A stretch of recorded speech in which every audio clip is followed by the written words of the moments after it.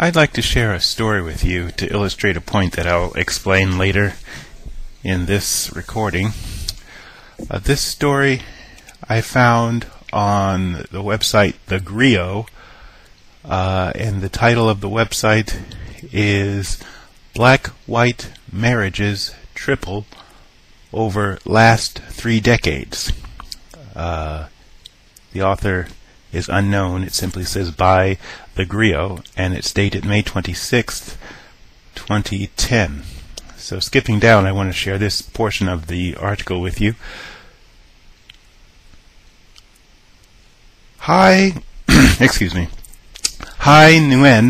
37, of Houston, recalls the instant connection she felt after meeting her first Vietnamese boyfriend, Greg, in college. Nguyen says while she had to explain herself to white boyfriends, with Greg it was a feeling that, quote, he so gets me because we eat the same food, we like the same things, our families know each other, and there is so little that needs to be said, end quote. With the enthusiastic support of her parents, she and Greg married. But their connection soon began to fade, due partly to Nguyen's budding career as a business analyst, which clashed with more traditional expectations for her to, quote, always have fresh food on the table, end quote. The two divorced, and Nguyen is now remarried to John, who is white. My parents have prejudices, but they've accepted it, said Nguyen. She described occasionally feeling different with her parents and other single-race couples.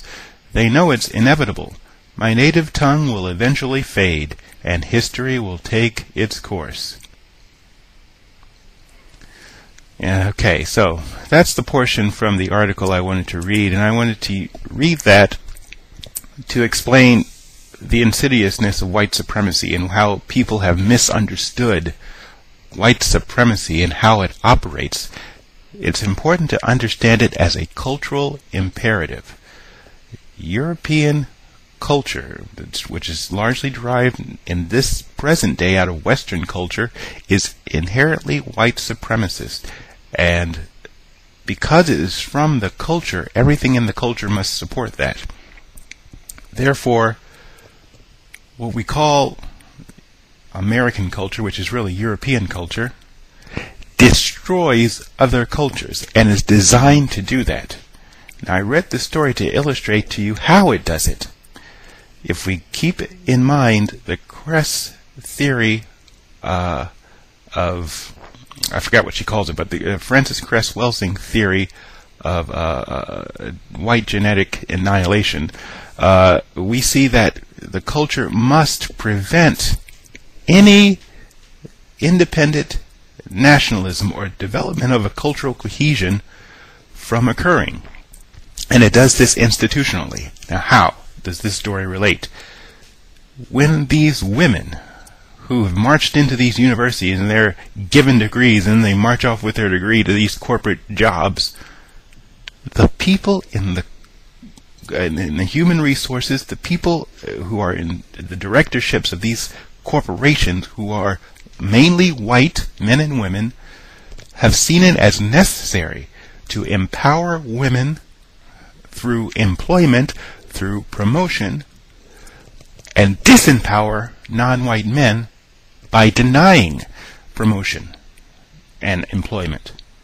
Therefore, the role that women are to play in a cultural cohesive fashion is upset, and the female, falsely believing through her educational/indoctrination training that being promoted and rising in a corporate culture which is set up to protect white European genetic survival is somehow providing her opportunity, and she is developing and progressing as a woman. Nothing can be further from the truth. She is being used and picked off and bought off to destroy her cultural cohesion by preventing her from playing the role as that women have played within the culture and disempowering the man so that the female, her respect and support of the man is diminished because she is getting an individualistic attention through the corporate culture. And the man cannot protect her and cannot enact power to prevent that from happening. This is how white supremacy works now. It's very highly sophisticated and scientific, and everything in the culture supports it. The institutions that you run to get jobs and your self-worth, and you blindly support by buying, McDonald's, KFC, going to Walmart. All of this is how the system is set up. By giving your resume to these, corporations and governmental institutions and think that you've made it because you graduated from Dartmouth or Yale or State University, wherever, with your little fancy degree, and then you go there and you start supporting the institutions of white supremacy, because white supremacy cannot support itself without the assistance from non-white people these days. White people are in a downward spiral, genetically or population-wise, and they need the support of people. So they must brainwash people into thinking that their self-worth is in alignment with getting these jobs. And then you blindly support these institutions which are functioning to destroy your own culture, destroy your cultural cohesion.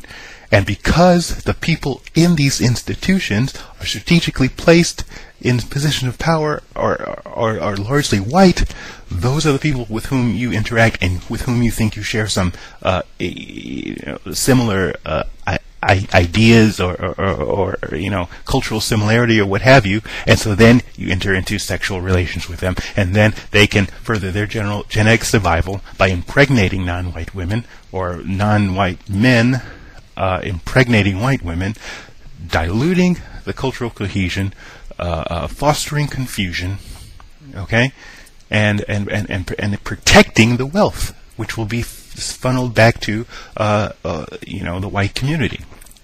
So you have to see how this works.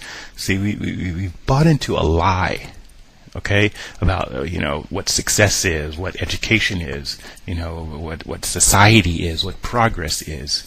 Okay, white supremacy is a systematic ideology which uses capitalism grown from cultural ideals and expressions of Europe. Capitalism is used to create industrial civilization, and it is industrial civilization that is killing the planet and killing cultures. And it's done on an individual basis. It's done on a widespread basis. If they can't pick off people individually, like this story illustrates, which they do in numerous times all around the, quote, first world, end quote, or the developed world, wherever they want to call it, the Western world, which just means European culture. See, they categorize themselves as first, okay, and everyone else is second or third. This is how they do it in the first world, so-called, and in the so-called third world or underdeveloped world, they just go in with the military and kill everybody, or hire, outsource some people to do it, like they did in Eastern Congo recently, and they're doing in Mali now, okay, and like they're trying to do in Myanmar with Clinton and Obama going out trying to buy off the government so they can establish a military presence or military training for a cohort that will threaten, or that they can mobilize to threaten China. Right? You got to see it like this, and you too many people with these stupid degrees, okay, and their little fashionably consumptive lifestyle, refuse to do the work and study about what they're actually integrating into, what they're actually participating in. They're so dead set on showing off their white lover, their white mate, and buying all the trappings of this, fake reality, and showing everyone their car and their degree and their new clothes and their new iPhone, that they don't want to look at anything. Okay? So I just read this story just to illustrate another area where white supremacy is still in effect, and is a clear-cut case of destroying cultures, destroying cultural cohesion. And because her parents, of the lady in this article, are too enamored by the American lifestyle to sit down and actually study why her daughter had to make that decision, or was forced to make that decision. Okay, and they just want to sit and pout and, oh, we have to accept this new white guy who's screwing our daughter and making hybrid babies, because we don't know, and because they don't want to look at anything. They just want to be trapped in materialism and come here and do whatever they think is economically feasible for them, and not see how this economy destroys cultures, destroys people. It gives you a narrow set of choices to make. And if you don't make those choices, you are out. Okay? So people need to wake up and do serious study on how this system actually works. All right, I'm gonna leave it there. Thanks for listening.